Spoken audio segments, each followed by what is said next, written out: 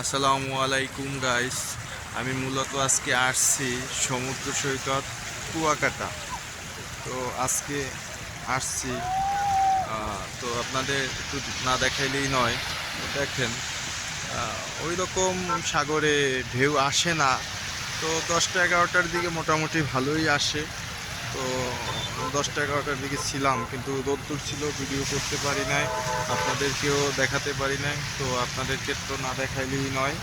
তো যেহেতু চলে আসছি কুয়াকাটা, আপনাদেরকে দেখান তো উচিত, কারণ একা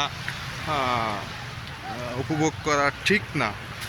তো আপনারাও যারা যারা আসতে চান চলে আসেন কুয়াকাটা। এখন বর্তমানে শীত তো কম আছে, তারপরে আপনার একটু হোটেল ভাড়াও কম আছে। তো ভালোই হয় সব মিলাইয়া। তো আপনারা যারা কম খরচে কুয়াকাটা আসতে চান, এখন আসলেই ভালো হয়, কারণ পরবর্তীতে আসলে আপনার খরচ বেশি হবে, কারণ ঠান্ডাও বেশি পড়বে। স্কুল কলেজের পরীক্ষা শেষ হয়ে গেলে আপনার দেখা যায় যে এখানে অনেক ভিড় থাকবে, হোটেল পাওয়া যায় না, হোটেলেও অনেক খরচ হয়।